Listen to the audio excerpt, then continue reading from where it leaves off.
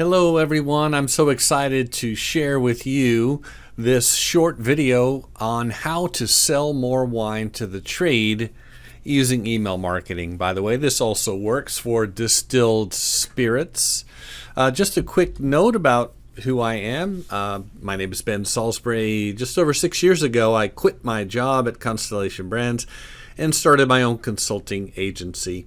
I've been in the business for 35 years, sold millions and millions of cases of wine, and now I spend my time speaking, writing, publishing, teaching wineries and distilleries how to leverage technology in their sales process. So one of my favorite topics of all time, though, is email marketing. There's such a misconception about this in the wine and spirits trade sales world. We've been trained that unless you're sitting face to face with a customer, you're not really selling. That only a real amateur would try to sell electronically or email. This is a very old paradigm, and you really have to get past this because in the current environment that we're in, your face-to-face opportunities just aren't as abundant as they were. And I don't think this is going to change anytime soon. While you're grounded, while you can't be face-to-face, this is a great time to pick up and learn a new skill, which is email marketing. Now, in this video, I'm going to bust some myths and shatter some illusions about what email marketing is and isn't. And hopefully by the end of this video, you'll be ready to jump on board with using this or adding this to your repertoire of sales strategies. So how do you sell remotely if you can't get in front of customers? Well, it's never been easier to do this than it is now, but you have to have the tools, you have to have the software, and you have to have the knowledge of how to do it. And that's what this video is all about, because the truth is you can sell remotely, you can sell digitally. So let's jump in. Look, your email list is the most valuable asset you own. It's more valuable than your wine knowledge. It's more valuable than your experience. The only thing it may not be as valuable as is your contacts, your relationships with buyers. But right next to that is your email list. You have to be able to communicate with these people. The value of your email list comes in 4 parts. One, it's how you're going to directly communicate with key buyers. The ability to do that is in direct proportion to how successful you're going to be. And you need to be able to control your own destiny. No one can take your email list away from you.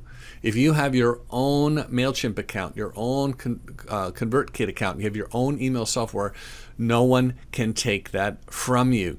That alone ought to be the impetus to go ahead and get started on this stuff. The other thing about email marketing is you can leverage your time. You can be able to reach people. You can communicate in a one-to-one style of communication, but do with hundreds of people at the same time. And again, this data belongs to you, and you can use it to control your own destiny. Now, let me just talk briefly about what am I talking about here? Because, hey, I already have Outlook. Hey, I already have Gmail. I use email now. What are you talking about when you say email marketing? Well, I'm talking about moving over to, you can still keep Outlook or Gmail, whatever you use, and you're going to be using that a lot on a daily basis. But for reaching out to trade buyers in large groups, you're going to need software like ConvertKit or MailChimp or Constant Contact or Aweber or HubSpot. There's a whole bunch of them. But the big difference, here's the big difference, 3 things. One, using Gmail and Outlook is just not scalable. You can't reach hundreds of people or thousands of people at once. You can't track who's looking at what, who opened what, who clicked on what. You can't track it. And worst of all, you can't automate it. You can't set up an automated sequence so that when somebody takes some action on an email, it sends them through an email sequence where they automatically get a series of emails. Look, this is 2020, and we're past the halfway point of 2020. This is part of the repertoire of a modern wine and spirit salesperson. You've got to get on board email marketing. Where do all these contacts come from? Well, a lot of them you already own from your various trade interactions, your face-to-face interactions, calling on customers, riding with salespeople and distributor salespeople, meeting people at trade tastings. But nowadays, a lot of these contacts are coming in through your website. Your company has a website, and you need to go make sure that that website is set up to receive trade buyers. If a trade buyer visits your website, there needs to be a way for them to identify themselves as a member of the trade when they sign up for your email list. So you want to connect with your marketing department about how well you're doing that. I can't get into that too much in this video. So your website, leads come in this way. The people you've already met through your various interactions of the trade. And then something I'm not going to get into in this video, but I have a lot of content about this, and that is Facebook lead ads. You can literally speak to members of the trade all over the country and get them to opt in to fill out a form saying, hey, I want to be on your trade-only email list. This is powerful, powerful stuff.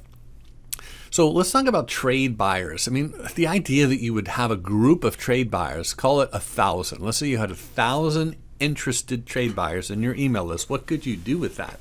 So who do we mean by trade buyers? Well, we're talking about people who buy wine and spirits for restaurants, bars, hotels, grocery stores, package stores, wine shops. These could be chains or independents. It doesn't matter.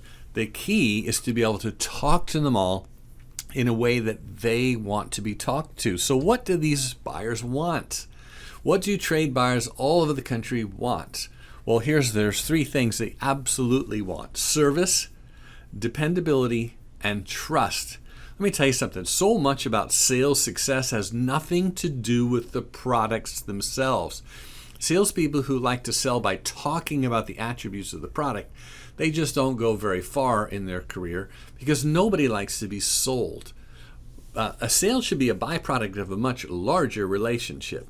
And so providing service, dependability, and trust, that is key. So what else do they want besides service, dependability, and trust? Well, they want access. Most trade buyers would love to have direct access to their favorite wineries or distilleries. You know, the distributor people are very overwhelmed. They can't always be there for everyone. So if you're a restaurant buyer and you have a question about a particular product, wouldn't it be great to have access directly to the producer? They want timely information. They want trend information. And they want someone who's going to be responsive.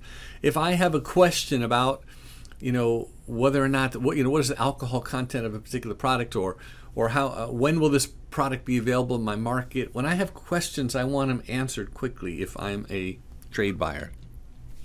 So email really, is email really the best way to communicate with trade buyers? Can you really sell product using email? Well, you absolutely can. You're probably already doing this yourself. You're probably receiving emails from some of your favorite brands, your favorite retailers, etc. Well, you need to be doing this too. You can't survive on this alone, although I guess if you were a small brand, you would have no choice but to survive on your own. But I'm suggesting that adding email to your repertoire of sales strategies would be really, really smart, especially during this time when you can't see people face to face. Look, email is still the very best way to attract and retain customers. It's low cost, high ROI. I mean, really low cost. My ConvertKit subscription costs me $29 a month. I can't even go out to lunch anymore for $29. So this is extremely low cost, high ROI. Hey, 90% of people still use email. They use it every day. 99% of us check our email every single day. I don't know what that other 1% is doing, but that is a lot of frequency. Most people check email 20 times a day, and everybody's checking it on mobile. So don't let anyone tell you that email is dead, email is annoying. I'll tell you what's annoying is getting emails you don't want, getting blasts and newsletters that nobody cares about. That is what's annoying. So a good transition to let's talk about this. Email marketing is not about newsletters. It is not about sending out blasts to people. That is the amateurish way to do email marketing. That is a way that you want to avoid at all costs. And a lot of people just don't know the alternative. They don't know there's a better way to do email marketing. I love this meme about newsletters. I hate newsletters. Newsletters are very selfish. It's very focused on the seller. They're not focused on the buyer at all. And email marketing done well is focused on the buyer. I had to call to tell you that your newsletter is incredibly boring. No one cares about how your company is doing. Please stop sending it immediately. You need to go take a look at your own company's newsletter. How often are you sending it out? What's the open rate of that newsletter? Because if it's not 30, 40, 50%, then what you've got is you're sending a newsletter out to people who don't really care about it and don't care to receive it. So what's the best practice for newsletters? I'm not going to talk a lot about newsletters, but best practice for email, email marketing best practice do not include newsletters and blasts, okay? Email marketing is about one-to-one communication that adds value to the business relationship. And there's so many good examples of this. You shouldn't be sending out an email to anyone unless it's going to add value to the business relationship. And so you have to constantly be on the lookout for ways to do that, for ways to add value. So what do you need to get started with email marketing? I'm going to be going through this fairly quickly, so you can pause this, rewind it, watch it later. But first thing is you need software. Now, these are the three that I recommend most frequently. I use ConvertKit myself. I love ConvertKit. It's super simple. It's a great way to get started on this journey. If you have less than 500 subscribers in your email list, it's a great place to start. Second would be MailChimp. I love MailChimp too. I have subscriptions to all three of these, but the one I go to every day is ConvertKit. But this is the kind of software that you would need. In a minute, I'm going to show you what these tools cost. They each have pros and cons, and I won't go too deeply into that today. But this is what you want in your software. And there's a lot of different ones out there, but you need to be able to use tags. First and foremost, number one, you need to be able to add tags to every subscriber. Like, I am a man. I live in Texas. I'm 60 years old.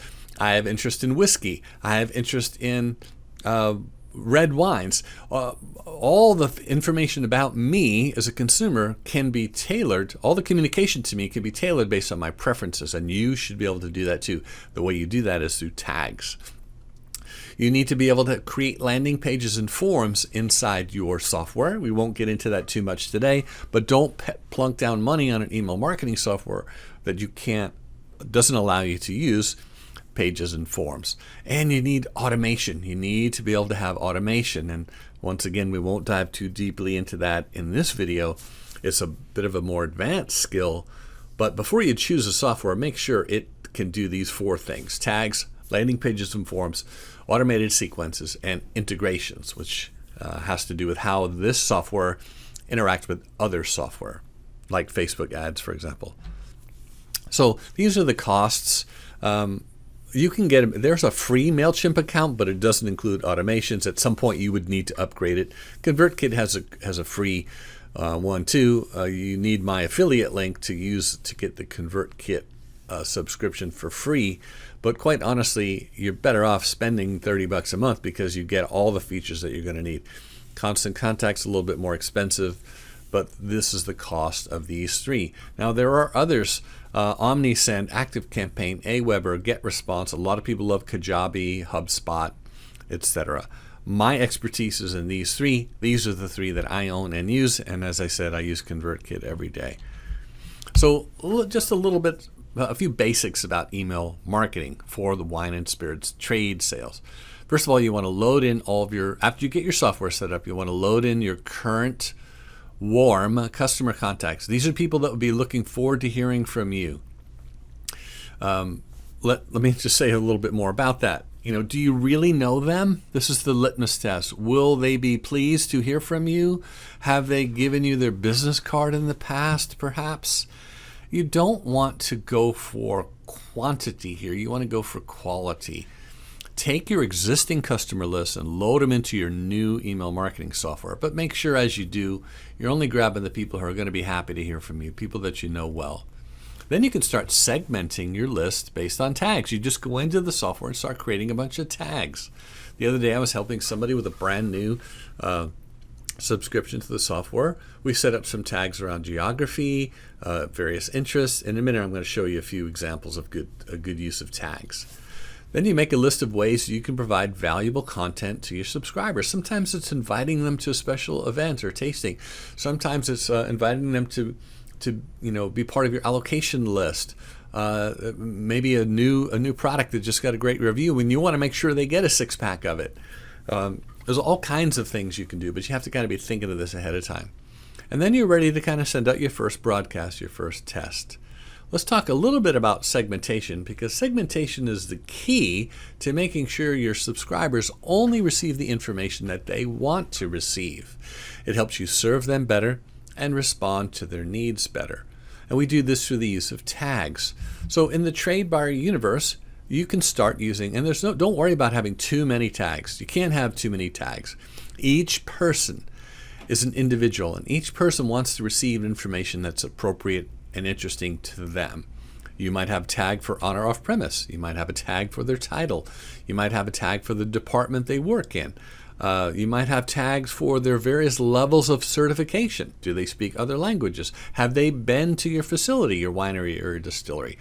These are just some examples of tags. When it comes to distributors, maybe same thing, on-premise, off-premise. Are they in the grocery division? Are they big fans of your product? I mean, really, truly fans? Have they won contests that you've done in the past? Where's their territory? What are their languages? What are their levels of certification? So you get the idea. So that when you go to send out a broadcast, which I'm going to show you right now, you're only going to send it to the people who want it. So I'm taking you into my ConvertKit right here. I have lots of different tags. I keep track of who responds to what. Now, here's an example. I had 56 people register for a webinar that I did to teach people how to do email marketing, just like this video. I wanted to communicate with those 56 people who already expressed an interest in email marketing. So I go into my broadcast page. Instead of sending it to all my subscribers, I switch it to people who are subscribed to the tag registered for my email marketing. So instead of all 360 people getting my email, only the 56 who wanted that content are going to get it. This is a real key to having high open rates, and your open rates will tell you how good a job you're doing putting the right content to the right audience. So that is just a little preview about how broadcasts work. Now, when it comes to growing your email list and providing more value, lead magnets are fantastic for this. Creating lead magnets is a great way to grow your trade email list. I help my clients do this with great effectiveness. I use it a lot in my own business. I want to show you a couple of examples. Well, you use it to get buyers to opt into your trader-only email list. You offer up your lead magnet either on LinkedIn, or you could use a Facebook ad. Put it out there where people can say, "Hey, I'd love to get that checklist." I had a really successful campaign. I created a 13-page guide called the Ultimate Guide to Selling Wine and Spirits Remotely, right at the beginning of the COVID-19 pandemic crisis. I had over 200 people want that guide, and they gave me their email address to get it, and it really helped me grow my email list quite a bit. Here's a couple of examples. This one on the left is from Hahn Family Wines. They've just started growing their trade-only email list. They're using a lead magnet to do it. They created these 12 practical tips for how to optimize wine sales during these very trying times of COVID-19. I recently launched a lead magnet. I listed 15 ways that new ways to grow your wine and spirits business. Checklists are great. Templates, cheat sheets, workbooks, video tutorials, just like the one you're watching now. You had to give me your email address to get access to this content, and I hope you find it valuable. If you don't provide value, people aren't going to give you their email address. So what about selling with email? How does this really work? I put selling in quotes because the way I see selling is it's a byproduct of a much larger relationship that's based on adding business value.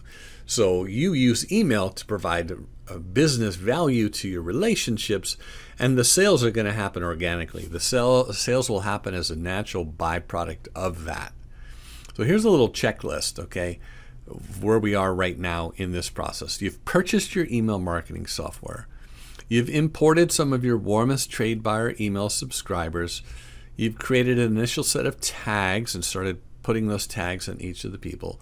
You've thought through the types of emails and the content that you want to send out, and I'm going to cover this next.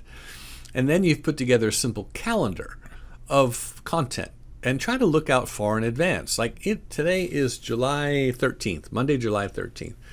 The next big holiday will be kind of like we're going into, Labor Day and then back to school and all kinds of things coming up. There'll be some new releases of vintages of wine in the fall.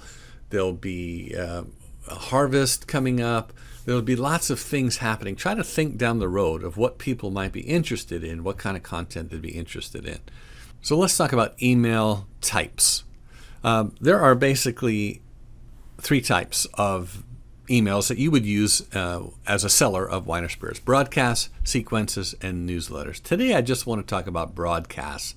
I have other content available in other places to dive into sequences and newsletters. For today I want to talk about broadcasts. These are probably the most common thing that you'd be doing. It's one of the easiest ways to kind of get started using email to sell.